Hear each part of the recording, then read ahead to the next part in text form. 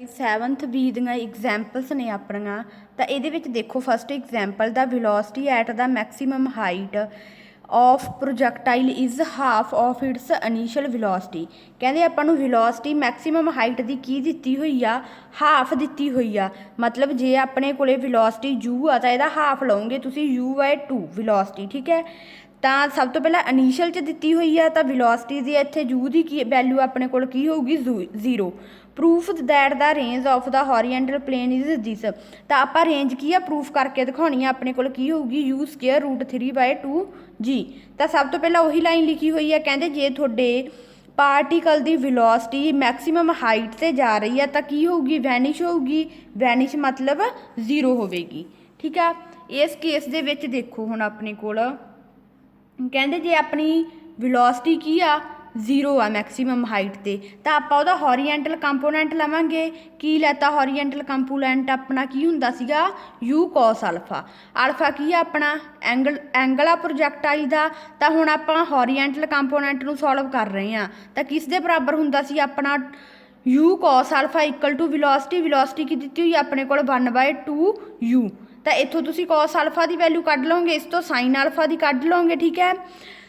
ਉਦੋਂ ਬਾਅਦ ਉਹਨਾਂ ਨੇ ਆਪਾਂ ਨੂੰ ਕਿਹਾ ਸੀ ਰੇਂਜ ਪ੍ਰੂਫ ਕਰਨੀ ਆ ਹੋਰੀਜ਼ੋਨਟਲ ਤਾਂ ਹੋਰੀਜ਼ੋਨਟਲ ਰੇਂਜ ਦਾ ਫਾਰਮੂਲਾ ਤੁਸੀਂ ਆਰਟੀਕਲ ਦੇ ਵਿੱਚੋਂ ਲਗਾਓਗੇ ਉਸ 'ਚ ਵੈਲਿਊ ਪੁੱਟ ਕਰ ਦੋਗੇ ਆਪਣੇ ਕੋਲ ਕੀ ਆ ਆਨਸਰ ਆ ਜਾਏਗਾ ਠੀਕ ਹੈ ਤਾਂ ਸੈਕਿੰਡ ਐਗਜ਼ਾਮਪਲ ਤੁਸੀਂ ਖੁਦ ਕਰੋਗੇ ਜੇ ਕੋਈ ਪ੍ਰੋਬਲਮ ਹੋਈ ਤਾਂ ਪੁੱਛ ਲਿਓ ਉਦੋਂ ਬਾਅਦ ਥਰਡ ਐਗਜ਼ਾਮਪਲ ਦੇਖੋ if the greatest height of the projectile above the horizontal plain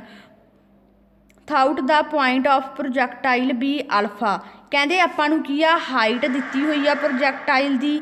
ਜਿਹਦੇ ਵਿੱਚ ਉਹ ਪ੍ਰੋਜੈਕਸ਼ਨ ਕੀ ਬਣਾ ਰਹੀ ਆ alpha and theta be the angle ਆ ਪ੍ਰੋਜੈਕਸ਼ਨ ਦਾ ਫਾਈਂਡ ਕਰਨਾ ਆਪਾਂ time between the instant at ਵਿੱਚ the height of projectile is alpha a sin² theta ਤਾਂ ਤੁਸੀਂ ਟਾਈਮ ਫਾਈਂਡ ਆਊਟ ਕਰਨਾ ਗਾ ਤਾਂ ਇਹਦੇ ਲਈ ਦੇਖੋ ਆਪਣਾ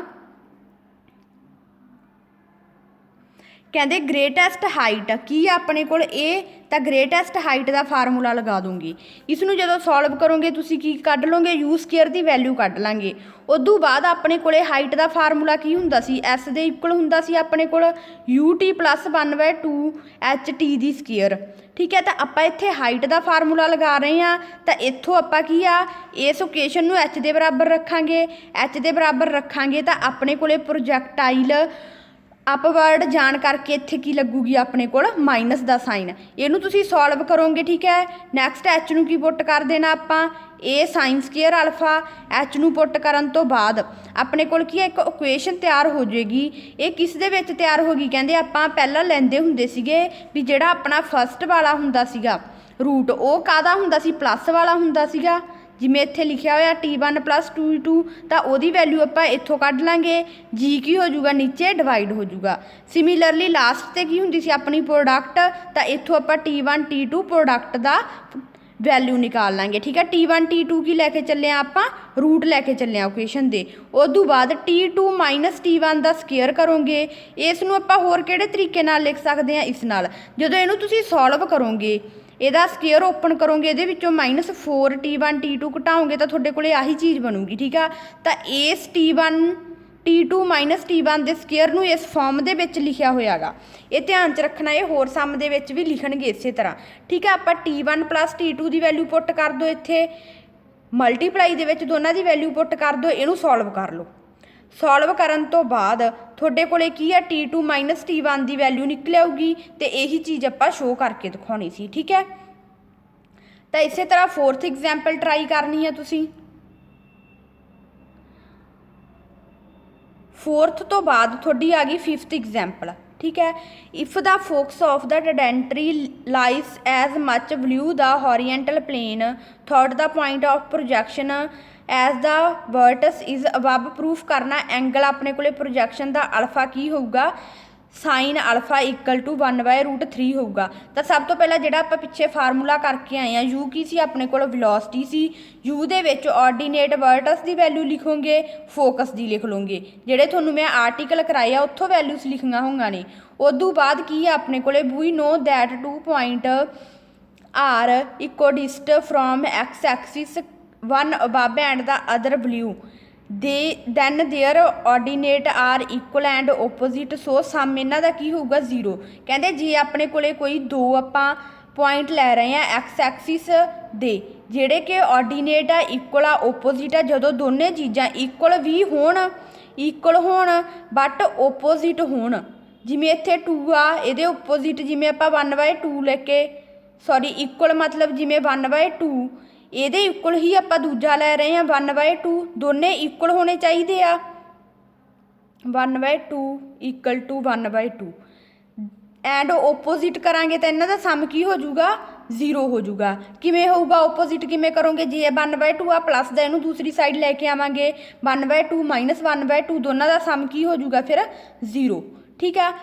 ਤਾਂ ਇਸ ਤਰ੍ਹਾਂ ਕਹਿੰਦੇ ਆਪਣੇ ਕੋਲ ਸਮ ਕੀ ਆਊਗਾ 0। ਤਾਂ ਆਪਾਂ ਉੱਪਰ ਵਾਲੇ ਜਿਹੜੇ ਵਰਟਸ ਤੇ ਫੋਕਸ ਲੈਤੇ ਸੀਗੇ ਆਰਡੀਨੇਟ ਉਹਨਾਂ ਦਾ ਸਮ ਕਰਾਂਗੇ ਤਾਂ ਕਿਹਦੇ ਇਕੁਅਲ ਹੋਊਗਾ 0 ਦੇ। ਇਹਨੂੰ ਸੋਲਵ ਕਰਾਂਗੇ ਤਾਂ ਆਪਣੇ ਕੋਲ ਸਾਈਨ ਅਲਫਾ ਦੀ ਵੈਲਿਊ ਨਿਕਲ ਜੂਗੀ ਜਿਹੜੀ ਆਪਾਂ ਨੂੰ ਸੋਲਵ ਕਰਨ ਲਈ ਕਿਹਾ ਹੈਗਾ। ਠੀਕ ਹੈ,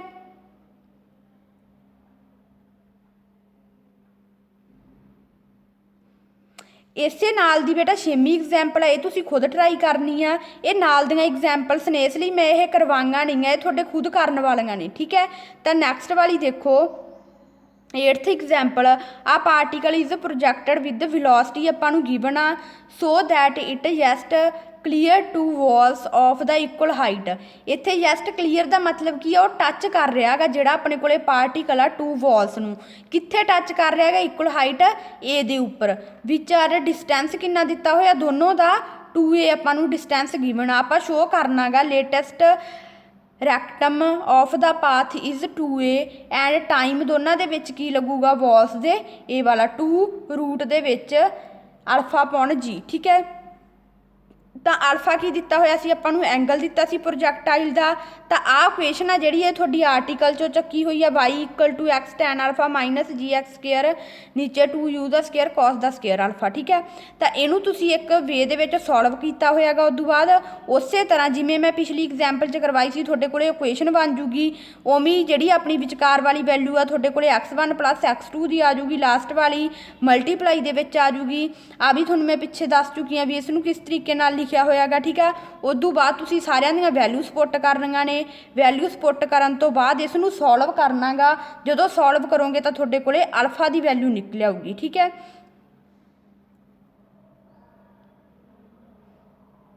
ਅਲਫਾ ਦੀ ਵੈਲਿਊ ਨਿਕਲ ਆਊਗੀ। ਉਸ ਤੋਂ ਬਾਅਦ ਡਾਈਗ੍ਰਾਮ ਦੇ ਵਿੱਚ ਦੇਖੋ PL ਆਪਣਾ QM ਦੇ ਇਕੁਅਲ ਆ ਰਿਹਾ, ਦੋਨਾਂ ਦੀ ਹਾਈਟ ਕੀ ਦਿੱਤੀ ਹੋਈ ਸੀ ਅਲਫਾ। ਤਾਂ ਅਲਫਾ ਕੀ ਆ ਗਿਆ ਫਿਰ ਆਪਣੇ ਕੋਲ,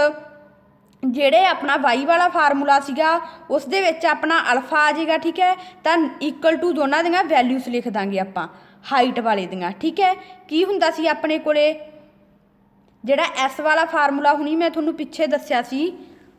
ਰੁਕੋ